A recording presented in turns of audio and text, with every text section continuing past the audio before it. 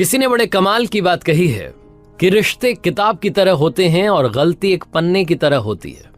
कभी गलती हो जाए तो एक पन्ना फाड़ देना, मगर उस पन्ने के चक्कर में पूरी किताब मत खो देना।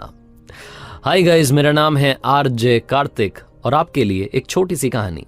ये कहानी एक गरीब परिवार की जो गांव में रहता था। छोटा सा परिवार, 3 लोगों का, पति पत्नी और छोटी बच्ची। आर्थिक तंगी से जूझ रहे थे। पति की कहीं नौकरी नहीं लग पा रही थी। वो व्यक्ति बड़ा परेशान था कि कहीं जॉब मिल जाए। उसकी छोटी बच्ची भी पूछा करती थी कि पापा हमारे घर में सब कुछ ठीक कब होगा। वो अपने दोस्तों को देखती थी, सहेलियों को देखती थी, उनके घरों में सब कुछ ठीक था, इनके घर में रोज परेशानी रहती थी। रोज जूझते थे कि कल का खाना कहां से आएगा।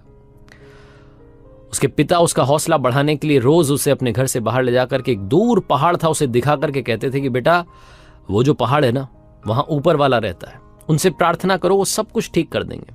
वो छोटी बच्ची रोज प्रार्थना भी करती थी। रोज वो ऊपर वाले से दुआ मांगती थी कि पापा की नौकरी लग जाए।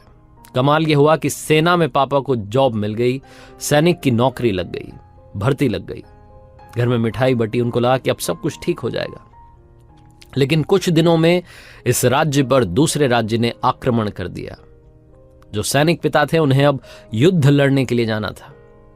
अपने परिवार का प्यार लेकर के रवाना हो रहे थे। छोटी बच्ची अपने पिता के गले लगी हुई थी और कह रही थी कि पापा मत जाओ, मैं बुरी हूं, मैंने आपके लिए ऐसी नौकरी मांग ली जिसमें आपकी जान पर बनाई है, आप युद्ध के लिए मत जाओ, हमारे साथ रहो ना। बहुत कुछ उस बच्ची ने कहा। उसकी आंखों में आंसू थे। उसके पिता ने कहा कि नहीं बेटा, अब तो जाना होगा। इस राज्य के लिए अपनी जान भी चली जाए तो कौन सी बड़ी बात है।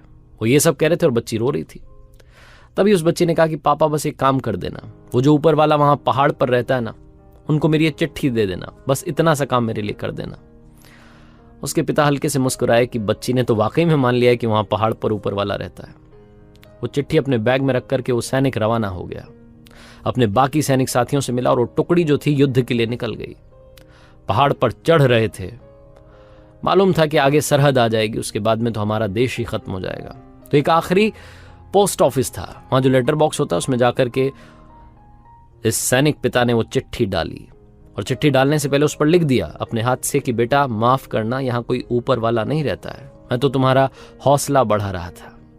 उसे लगा कि ये चिट्ठी वापस अपने घर भेज देता हूं, बच्ची को मिल जाएगी और बच्ची समझ जाएगी कि पापा झूठ बोल रहे थे। थोड़ा सा गुस्सा होगी, लेकिन क्या हो गया, अब मैं तो जा रहा हूं उस युद्ध में, पता नहीं जान बचेगी नहीं बचेगी। भीषण युद्ध हुआ। 2-3 महीने तक युद्ध चला। एक एक करके इनके सैनिक मरते जा रहे थे। उस गांव में खबर फैल गई कि वो टुकड़ी खत्म हो गई है, वही टुकड़ी जिसमें इस बच्ची के पापा गए थे। घर में शोक का माहौल था, दुख का माहौल था, मातम था। बच्ची बहुत रोई कि ये क्या कर दिया ऊपर वाले, आपने तो मेरे पिता को मुझसे छीन लिया। 3-4 महीने के बाद घर के दरवाजे पर एक व्यक्ति आकर के खड़ा हुआ, पतला दुबला सा, हाल बेहाल, फटे हाल, ऐसा लग रहा बहुत किसी ने मारा है। बच्ची पहचान गई, दौड़ के गई और पापा के गले लग गई, बोली कि पापा आप तो वापस आ गए।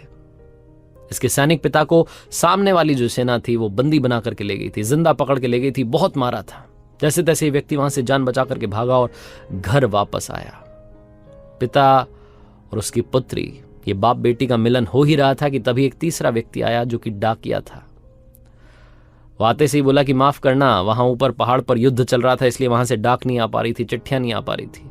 और तभी उसने एक चिट्ठी इस व्यक्ति को दी। वही चिट्ठी थी जो इस व्यक्ति ने अपने घर के लिए वहां से भेजी थी, जिस पर लिखा था कि बेटा माफ करना, ऊपर वाला नहीं होता है, मैं तो तुमसे बस हौसला बढ़ाने के लिए बातें कहता था। ये व्यक्ति उस वक्त रो रहा था, आंखों में आंसू थे, अपनी बच्ची से इतने दिनों के बाद मिला था। उसी इमोशनल लम्हे में इसने वो चिट्ठी खोली और पढ़ना चाहा कि बेटी ने क्या मांगा था। और जब चिट्ठी खोली तो उसमें बच्ची ने लिख करके भेजा था कि हे ऊपर वाले, मेरे पिता को युद्ध से वापस सही सलामत भेज देना। वही सही सलामत व्यक्ति वहां घर पर खड़ा था, अपनी बेटी से मिल रहा था। उसकी आंखों से आंसू रुके नहीं। छोटी सी कहानी है, लेकिन हमें सिखाती है कि जिंदगी में विश्वास है तो आपकी दुआ कबूल होगी। वो ऊपर वाला आपकी भी सुनेगा। अगर आपने दिल से कुछ मांगा है तो वो आपको जरूर जरूर जरूर मिलेगा। बस आपके फेथ में, आपके बिलीफ में कमी नहीं आनी चाहिए, श्रद्धा में कमी नहीं आनी चाहिए, क्योंकि ऊपर वाला सिर्फ और सिर्फ भाव का भूखा है। अगर आपके भाव सच्चे हैं तो आप जो चाहते हैं वो आपको मिलकर के रहेगा, चाहे उसके लिए कितना भी वक्त लग जाए। आरजे कार्तिक इसलिए आपसे हमेशा कहता है कि ऊपर वाले के आशीर्वाद के साथ, अपनी सच्ची मेहनत के साथ और अपनों के प्यार के साथ कर दिखाओ कुछ ऐसा कि दुनिया करना चाहे आपके जैसा। याद रखिए, हर सोमवार सुबह 9:30 बजे मेरे सोशल मीडिया हैंडल्स पर देखिए एक नई कहानी।